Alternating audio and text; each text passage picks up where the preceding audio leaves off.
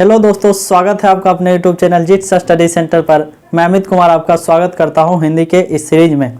आपको पता होगा कि मैं ये हिंदी का सीरीज कंटिन्यू ला रहा हूं और ये मैं यूपी पुलिस को टारगेट करके ही लाया हूं, ताकि मैं यूपी पुलिस के एग्ज़ाम से पहले मैं हिंदी को पूरा का पूरा ख़त्म कर सकूं, ताकि आपका जो 37 में है स्कोर आप मैक्सिमम स्कोर कर सकें। और इसी के टारगेट के दृष्टिकोण से मैं ये लाया हूं।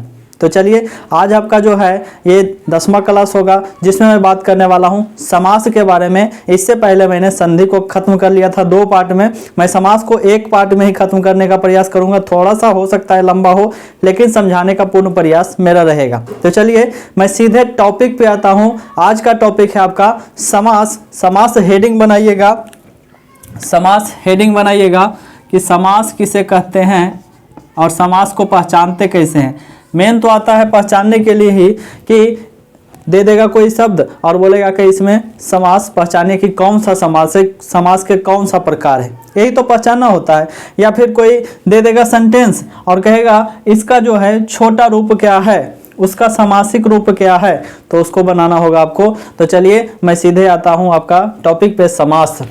और उससे पहले अगर आप लोग चैनल पे नए हैं तो चैनल को सब्सक्राइब जरूर करें और अपने मित्रों के साथ जरूर शेयर करें। तो चलिए, आज है आपका समास।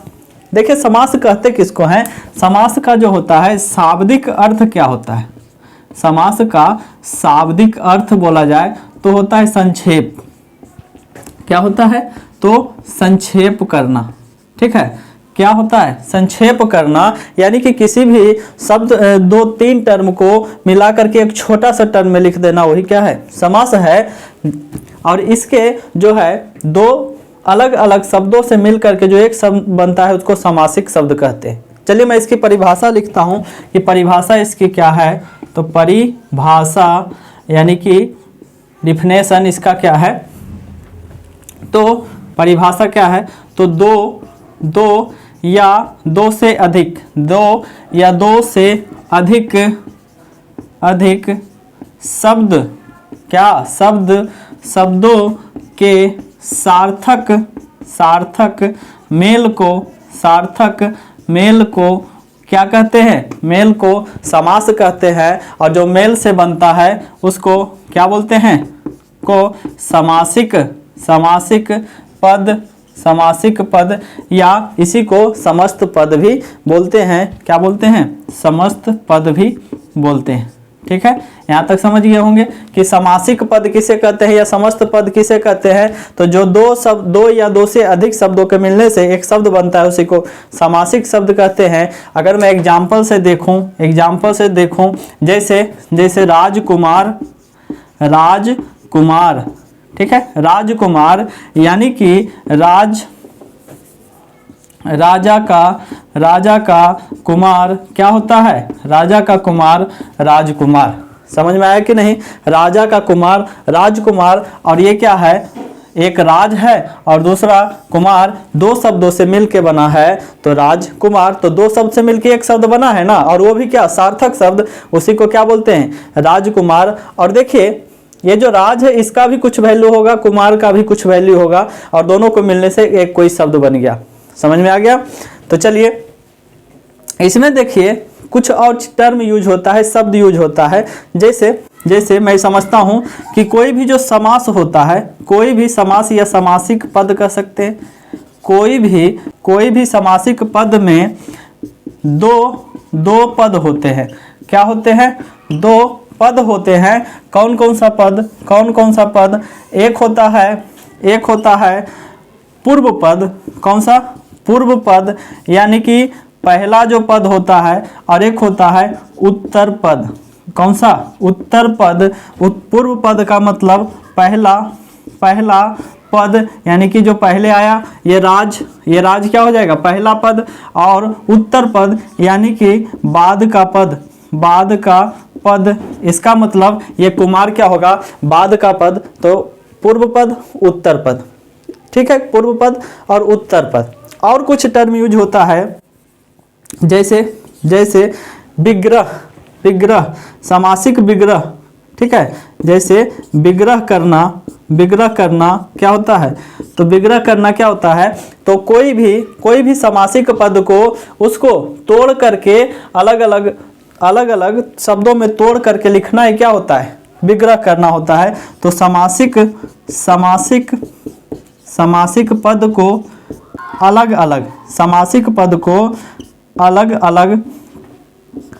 अलग अलग करने की प्रक्रिया, अलग-अलग करने की प्रक्रिया को ही हम लोग क्या कहते हैं? थोड़ा फास्ट चलूंगा क्योंकि रिवीजन क्लास है। तो विग्रह करना किसे कहते हैं? तो समासिक पद को अलग अलग करने की प्रक्रिया को ही विग्रह करते हैं। जैसे राजकुमार को हम क्या बोल दिए? राजा का कुमार, यानी कि अलग अलग कर दिए ना, राजा का कुमार राजकुमार। तो यही क्या हो गया? यही हो गया आपका विग्रह।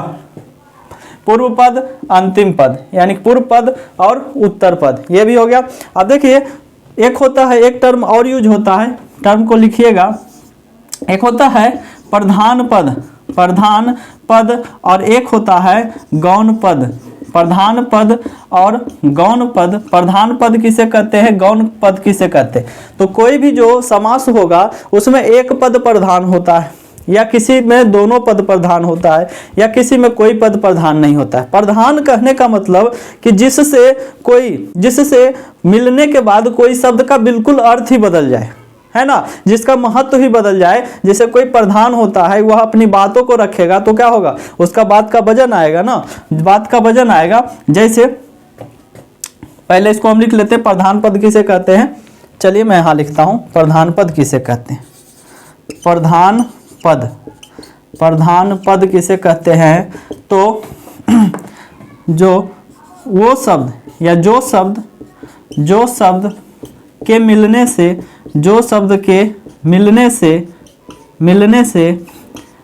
किसी शब्द पे क्या पड़ता हो? किसी शब्द पे प्रभाव पड़ता हो, उसी को हम लोग क्या कहते हैं? प्रधान पद। और गौण पद किसे कहते हैं? गौण पद लिख लीजिएगा। गौण पद हम लोग किसे कहते हैं? तो जिसके लगने से यानी शब्द में लगाएंगे तो जिसके लगने से कोई भी अंतर नहीं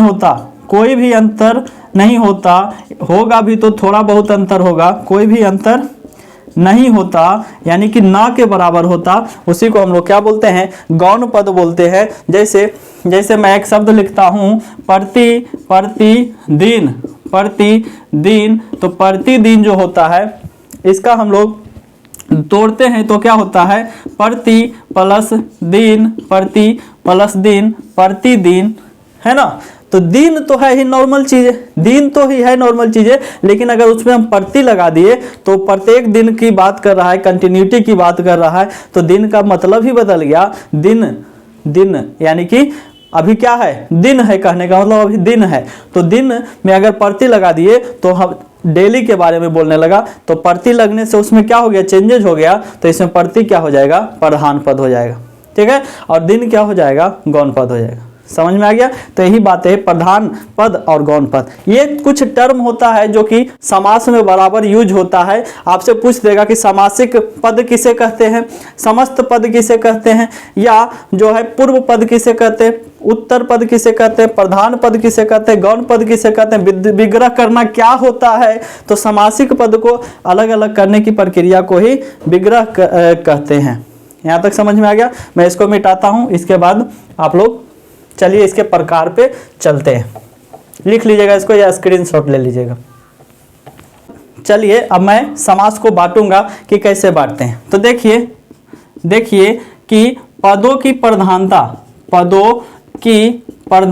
के आधार पर पदों की प्रधानता के आधार पर हम इसको बांटते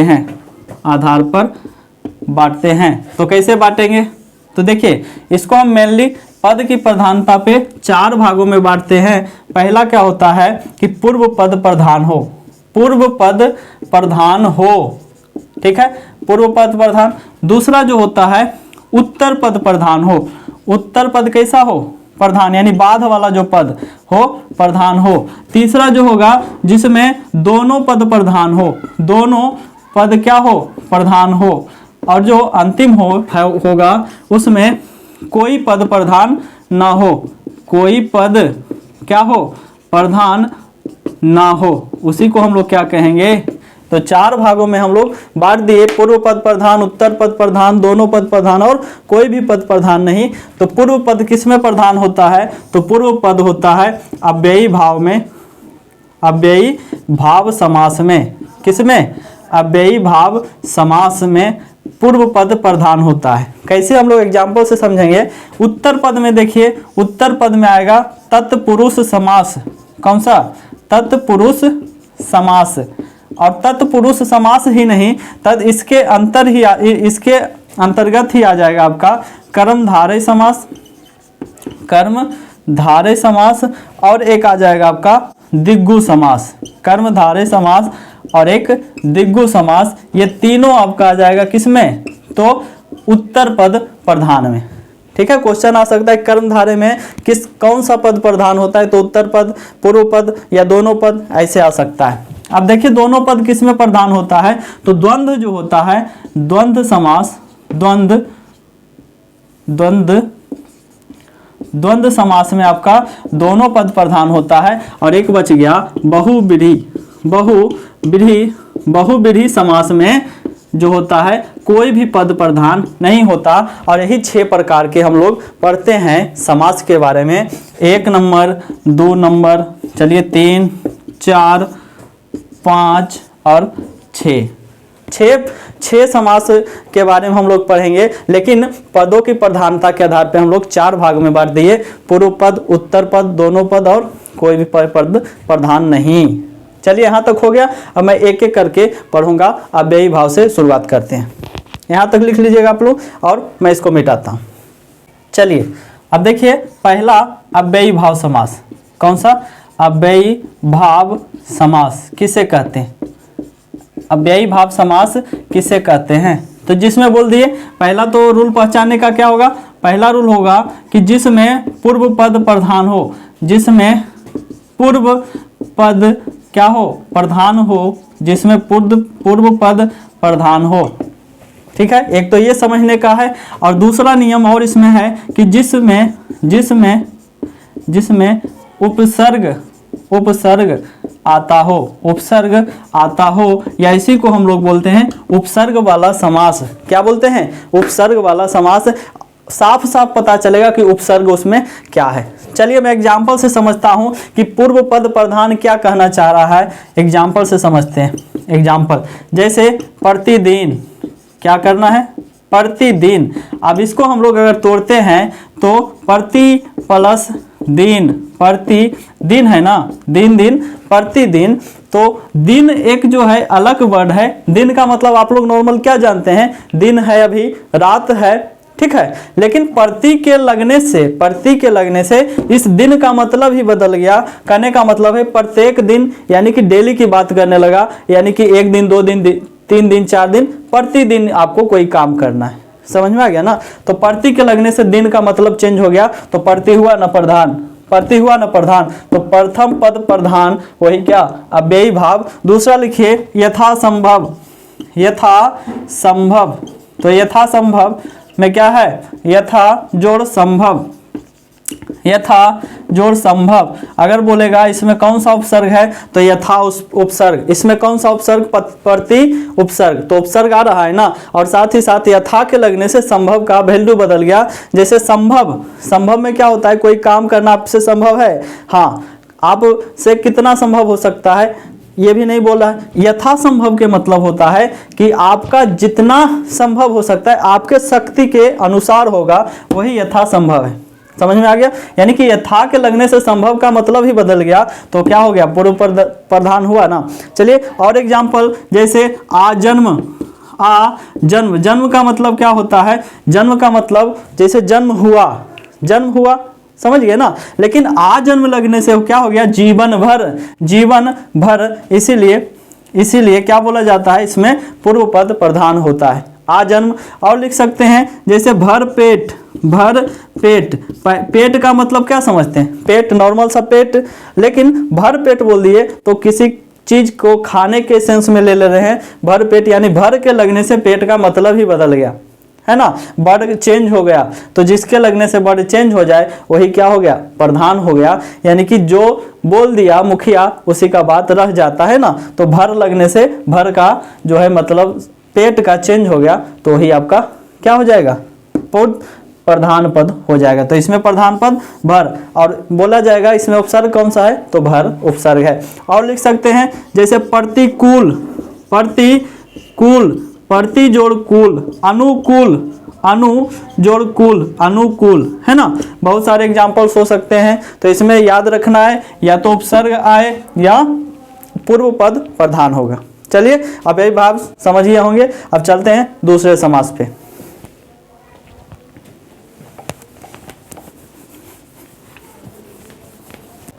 चलिए अब दूसरा लिखते हैं। अब दूसरा देखिए होता तो तत्पुरुष है, लेकिन चलिए मैं तत्पुरुष को सबसे लास्ट में पढ़ूंगा। पहले मैं पढ़ लेता हूं आसान वाला, आसान वाला द्वंद्व समास।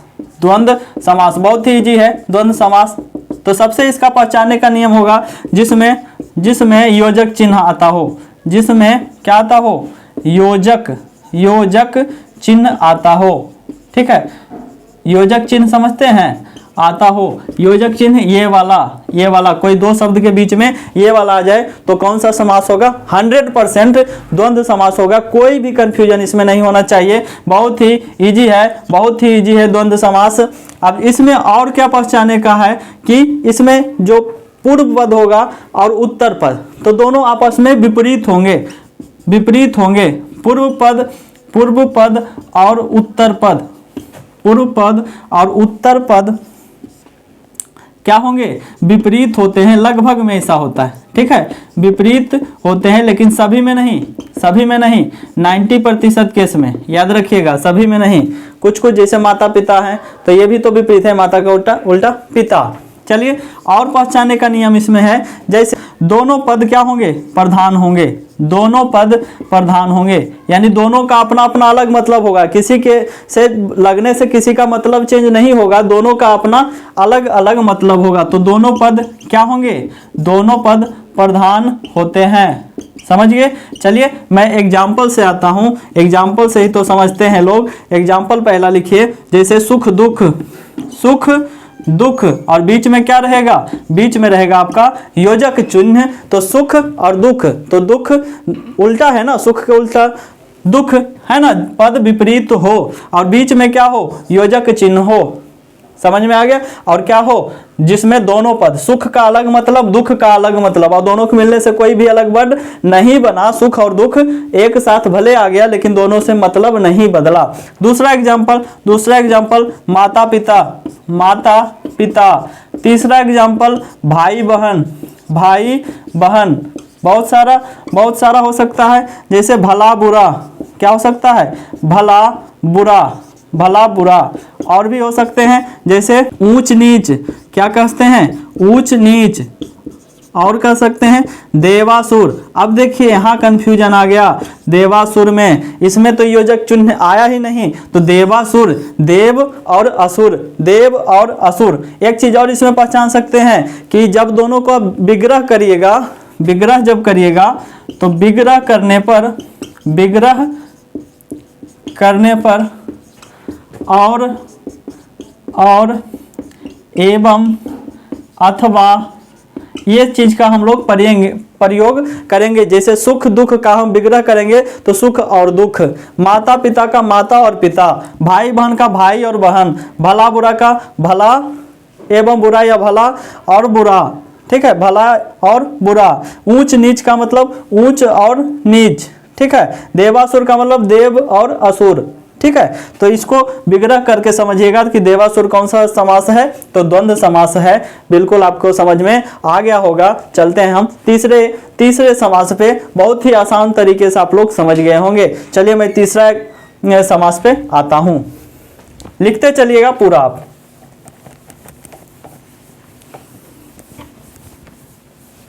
तीसरा आप लोग लिख लीजिएगा, तीसरा दिग्गु, तीसरा यहाँ पे लिख लीजिए। तीसरा आप लोग दिग्गु समास, दिग्गु समास सबसे इजी अगर कोई समास है तो यही है, दिग्गु समास। पहचानने का नियम जिसमें उत्तर पद प्रधान हो, जिसमें क्या हो, उत्तर पद यानी कि पिछला वाला पद, उत्तर पद प्रधान हो। समझ में आया कि नहीं, उत्तर पद प्रधान हो। अभी कैसे हम एग्जाम्पल से समझेंगे। दूसरा पहचानने का नियम, दूसरा पहचानने का नियम, जिसमें जिसमें जिसमें जो है पहला पद कोई संख्या हो, पहला पद कोई संख्या को बताता हो, कोई संख्या को बताता हो। समझ में आ गया। इसीलिए सबसे इजी है, आराम से पता चल जाएगा कि इसमें कोई ना कोई संख्या के बारे में बता रहा है। और इसमें और कुछ नहीं, बस इतना ही काफ़ी है समझने के लिए। जैसे एग्जाम्पल से मैं समझता हूँ, एग्जाम्पल से जैसे चौराहा, चौराहा, ठीक है, चौराहा। तो चौ का मतलब क्या हुआ, चार, चार, ठीक है। तो पहला पद क्या आ गया, पहला पद कोई संख्या आ गया, चौराहा। दोपहर, दोपहर यानी कि दो का सेंस दिया ना, दोपहर। तीन गुना यानी कि तिगुना, तिगुना, ठीक है, तिगुना। और क्या, त्रिभुज, त्रिभुज क्या होगा, त्रिभुज। तो तीन का सेंस दे रहा है ना। और भी क्या, पंच, पंच, पंचमढ़ी, पंचमढ़ी, पांच, पांच आ रहा है ना सेंस। उसके बाद सप्त ऋषि, सप्त ऋषि, समझ में आ गया ना, सप्त ऋषि। नवरात्र, नवरात्र। और क्या, और क्या, सप्ताह, सप्ताह। तिरंगा, तिरंगा। ये बहुत सारे एग्जाम्पल हो गए जिसमें क्या आता हो, पहला पद में कोई ना कोई संख्या आता हो। तो ये द्विगु समास है, नॉर्मल से। तो द्विगु समास में आसानी से समझ जाइएगा कि जिसमें पूर्व पद क्या हो, पूर्व पद आपका कोई संख्या हो। और उत्तर पद प्रधान से देखिए, जैसे यहाँ पे तिरंगा, ती, ठीक है, ती का कोई मतलब है, ती का कोई मतलब है। लेकिन अगर इसमें हम रंगा लगा देते हैं, रंगा लगा देते हैं तो तिरंगा हो जाता है और कोई एक वर्ड बन जाता है, यानी कि उसका सेंस ही बदल जाता है रंगा का, ती का। तो इसीलिए आपका ये उत्तर पद प्रधान होगा। समझ में आ गया होगा। चलिए मैं चौथे पे आता हूँ, बहुव्रीहि समास। बहुव्रीहि समास 4 नंबर में लिखिएगा, बहुव्रीहि समास। इसको कौन नहीं जानता होगा, बहुव्रीहि समास को। तो बहुव्रीहि समास क्या होता है, इसमें कोई भी पद प्रधान नहीं होगा, कोई पद प्रधान नहीं होगा। समझ में आ गया, कोई भी पद प्रधान नहीं होगा। और क्या, और क्या, दो शब्द मिलकर, दो शब्द मिलकर किसी तीसरे की ओर संकेत करेगा, किसी तीसरे की ओर संकेत करेगा, ठीक है, और संकेत करेगा। समझ में आ गया ना, संकेत करेगा। और अगर इसका विग्रह करिएगा तो जैसे है जिसका, अगर विग्रह करिएगा तो विग्रह करने पर उसमें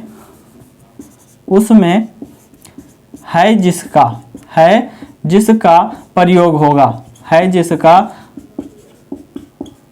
प्रयोग होता है। चलिए मैं एग्जाम्पल से सीधे समझता हूँ। एग्जाम्पल क्या होगा, जैसे पीतांबर, पीतांबर, पीत है अंबर जिसका, पीत है अंबर जिसका। और इसमें तीसरा सेंस क्या देंगे, पीतांबर यानी कि कृष्ण के बारे में बोल रहा है, जो कि पीला वस्त्र धारण करते हैं, इसीलिए पीतांबर का मतलब कृष्ण।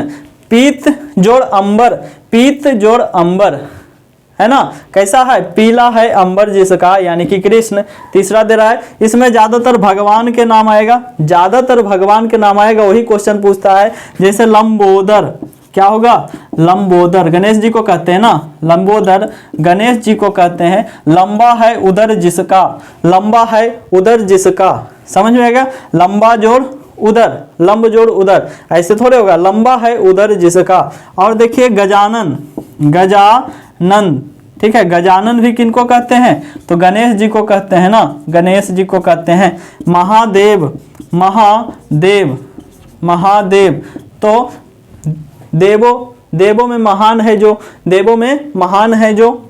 और देखिए अर्थात शिव जी अर्थात शिव जी, है ना, अर्थात शिव जी। अब देखिए महावीर, महावीर, ठीक है, वीरों में महान है जो, अर्थात हनुमान जी, अर्थात हनुमान जी। समझ में आ गया ना। और लिख सकते हैं, और लिख सकते हैं दशानन, दशानन, ठीक है, दशानन। दशानन किसको कहते हैं? तो दशानन कहते हैं हम लोग रावण को। दस है आनंद जिसका, दस है आनंद जिसका, नीलकंठ, नीलकंठ, नीलकंठ, नीला है कंठ जिनका, शिव जी, शिव जी। विषधर, विषधर, तो विषधर में भी क्या होगा? विषधर में भी शिव जी को कहते हैं ना, शिव जी को कहते हैं। तो विषधर, विष, विष को धारण करने वाले विषधर यानी कि शिव जी। यानी जिसमें कोई तीसरे चीज का सेंस देता हो वो क्या हो जाएंगे? तो वो हो जाएंगे बहुब्रीहि समास। उम्मीद करता हूं कि बहुत अच्छे तरीके से आपको समझ में आ गया होगा। अब हम लोग चलते हैं पांचवें समास की ओर। चलिए इसको नोट कर लीजिएगा। चलिए पांचवा समास लिखिएगा। पांचवा कर्मधारय समास, कर्मधारय, कर्मधारय समास। बहुत मजेदार है कर्मधारय समास। क्यों मजेदार है? क्योंकि लगभग जो कर्मधारय समास होंगे वो लगभग बहुब्रीहि समास भी हो जाते हैं। कैसे? अभी देखिए। अब इसमें पहचानने का पहला नियम तो क्या होगा? उत्तर पद प्रधान होगा। क्या होगा? उत्तर पद प्रधान होगा। और इसका पहचानने का नियम जैसे, जैसे इसमें उपमा उपमेय किया जाएगा, उपमा तथा उपमेय किया जाएगा, यानी कि कह सकते तुलना किया जाएगा किसी से, किसी समान से तुलना किया जाएगा। और पहला पद, पहला पद विशेषण होगा, पहला पद विशेषण होगा और दूसरा पद विशेष से होगा। तो तीन नियम इसके पहचानने के हैं, तीन नियम पहचानने के हैं। कैसे? एग्जाम्पल से समझते हैं। जैसे नीलकंठ, नीलकंठ। अब कहिएगा ये तो हम लोग बहुब्रीहि में भी पढ़े, तो बोले ना कि कर्मधारय लगभग लगभग आपका बहुब्रीहि होता है। नीलकंठ यानी कि नीला क्या है? रंग है ना, और रंग क्या होता है? विशेषण होता है। रंग क्या होता है? तो विशेषण होता है। और कंठ, कंठ, कंठ के बारे में बोल रहा है तो कंठ विशेष से हो जाएगा। और विशेष से कौन होता है? तो संज्ञा होता है। तो संज्ञा का विशेषण बना रहा है। कंठ का विशेषण नील है। कंठ कैसा है? तो नीला है। तो नीला है कंठ जिसका, मतलब शिव जी। लेकिन यहाँ नीलकंठ आ रहा है किसमें? विशेषण विशेष से बता रहा है ना। अब बाध वाला, बाध वाला पद क्या होगा? बाध वाला पद प्रधान होगा। जैसे नीला, नीला रंग है, नीला रंग है, लेकिन उसमें कंठ जोड़ दिए तो क्या हो गया? उसका मतलब ही चेंज हो गया, नीलकंठ। दूसरा कमल नयन, कमल नयन, कमल के समान नयन, ठीक है, कमल के समान नयन। और कमल नयन किनको बोलते हैं? तो भगवान, भगवान किनको? विष्णु को भी बोलते हैं। लेकिन कमल के समान नयन, ठीक है, कमल है लेकिन कमल का मतलब कमल ही होता है, लेकिन नयन लगा दिए तो उसका कमल नयन हो गया, चेंज हो गया मतलब। नीलकंठ कमल नयन। चरण कमल, चरण कमल, चरण कमल यानी कि कमल के समान चरण, ठीक है, कमल के समान चरण, ठीक है, कमल के समान चरण है। आप समझ में आ गया? अब देखिए इसका हम लोग जब विग्रह करते हैं कर्मधारय समास का तो के समान आता है, के समान आता है, यानी कि तुलना कर रहा है ना। विशेष विशेषण तो है ही और साथ ही साथ उपमा। कमल नयन, कमल यानी नयन है किसके समान? कमल के समान। चरण है किसके समान? कमल के समान। कंठ है किसके? नीला है। कंठ कैसा है? नीला है। और लिखिए एग्जाम्पल, जैसे पीतांबर, इसमें भी आ जाएगा पीतांबर। कैसे आ जाएगा? पीत यानी कि पीला, पीला का क्या होता है? तो विशेषण। और अंबर मतलब वस्त्र, तो जिसका वस्त्र पीला हो, पीला वस्त्र के समान, ठीक है, पीला वस्त्र के समान। और लिख सकते हैं प्राण प्रिय, प्राण प्रिय, ठीक है, प्राण प्रिय। और लिख सकते हैं जैसे मृग नयन, मृग नयन यानी कि मृग के समान नयन, मृग के समान नयन। चंद्र कमल, सॉरी चंद्र खिलौनो, चंद्र खिलौनो, चंद्र के समान खिलौना, चंद्र खिलौनो, तो चंद्र के समान खिलौना के समान आ रहा है ना, यानी कि तुलना कर रहा है किसके जैसा? तो चंद्रमा के जैसा खिलौना। मृग के समान नयन। प्रिय कैसे हैं? तो प्राण जैसे प्रिय। पीतांबर अंबर कैसा, पीला। चरण कैसा है, तो कमल जैसा। नयन कैसा है, कमल जैसा। कंठ कैसा है, तो नीला है। तो ये सारी चीजें कर्मधारय में आता है। उम्मीद करता हूँ कर्मधारय भी आपको समझ में आ गया होगा। अब लास्ट है आपका तत्पुरुष समास। तत्पुरुष समास समझ लेंगे, कहानी खत्म। चलिए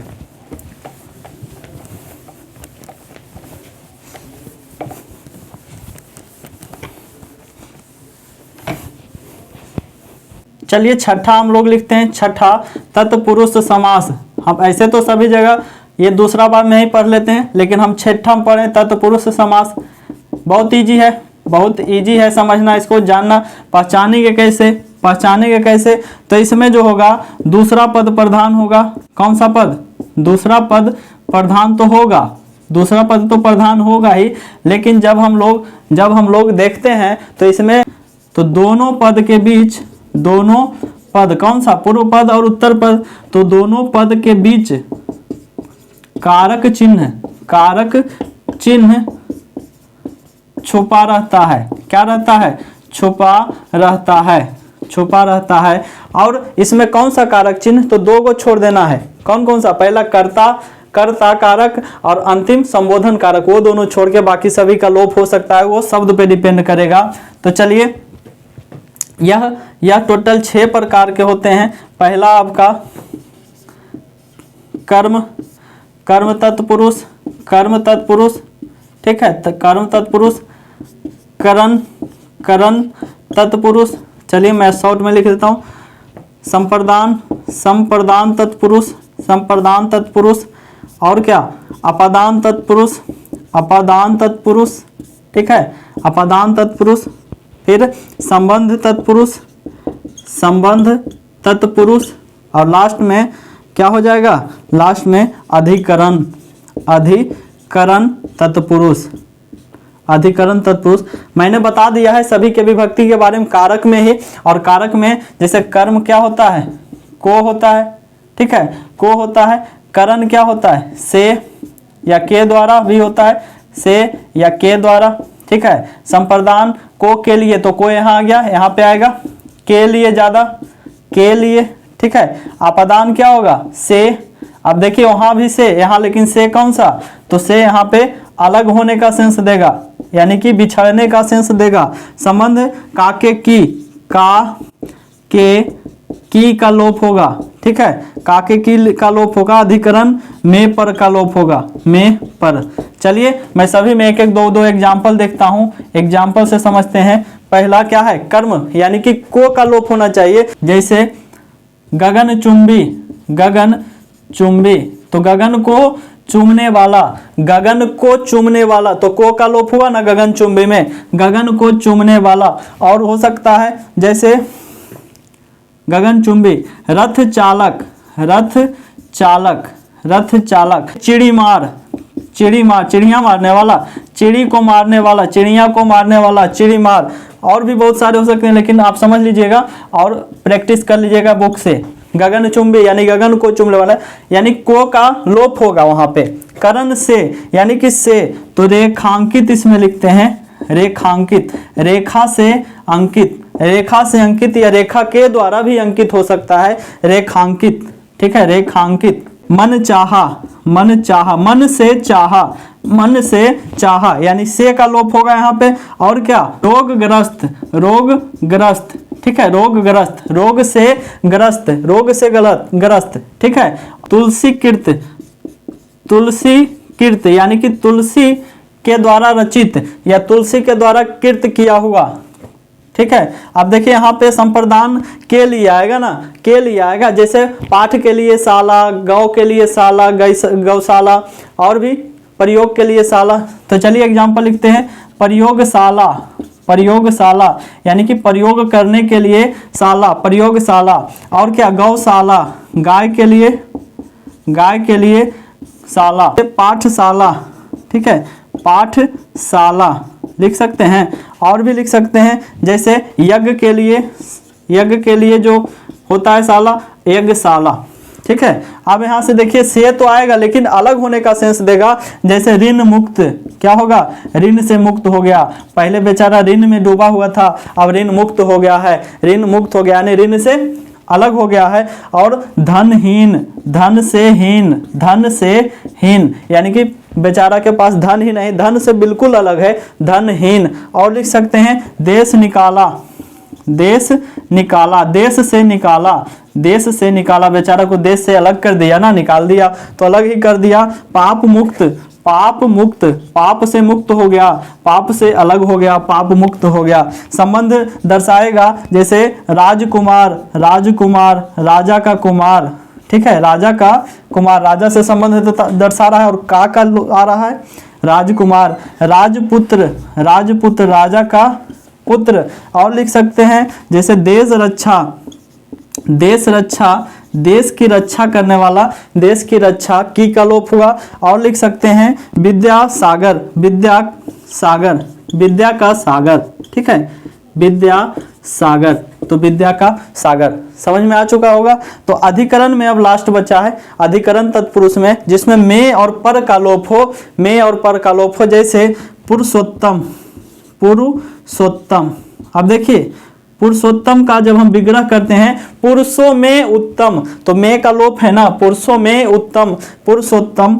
आप बीती, आप बीती में क्या होगा, आप बीती, जैसे आप पर बीती, अपने आप पर बीती, तो आप बीती। और लिख सकते हैं जैसे लोकप्रिय, लोकप्रिय, लोक में प्रिय, लोकप्रिय। मुनि श्रेष्ठ, मुनियों में श्रेष्ठ, मुनि श्रेष्ठ, मुनियों में श्रेष्ठ। समझ में आ गया, मुनियों में श्रेष्ठ। तो जिसमें ये सारी चीजों का लोप हो वही आपका क्या हो गया, तत्पुरुष समास। और उसके 6 भेद, कर्म, करण, संप्रदान, अपदान, संबंध, अधिकरण, तत्पुरुष। कहानी खत्म। एक छोटा सा समास पढ़ते हैं, कौन सा, ये नए समास, नए समास, जिसमें नकारात्मक का सेंस देता हो, नकारात्मक का सेंस देता हो। जैसे एग्जाम्पल से ही हम इसको समझ लेते हैं, जैसे नापसंद, नापसंद, ठीक है, नापसंद, नालायक, नालायक, नालायक। उसके बाद अनहोनी, अनहोनी, बाप रे बाप, अनहोनी मतलब जिसके ना होने की संभावना हो, जिसमें ना का सेंस दे रहा हो। और लिख सकते हैं जैसे अनादर, अनादर यानी रिस्पेक्ट नहीं करा, अनादर, तो वो नक समास हो जाता है, नए समास हो जाता है। तो ये इतना सा समास था जो कि आपको पढ़ना होता है, पहचानना होता है, विग्रह करना होता है। विग्रह तो करना पूछेगा नहीं, आपसे सीधा पूछेगा कि इसमें कौन सा समास है, पहचान जाइएगा बिल्कुल आसानी से। इसमें हम लोग 6 को पढ़ लिए, 6 बिल्कुल आसान भाषा में। अब जो है उम्मीद करता हूँ आपको समास में दिक्कत नहीं आने वाला है एग्जाम में।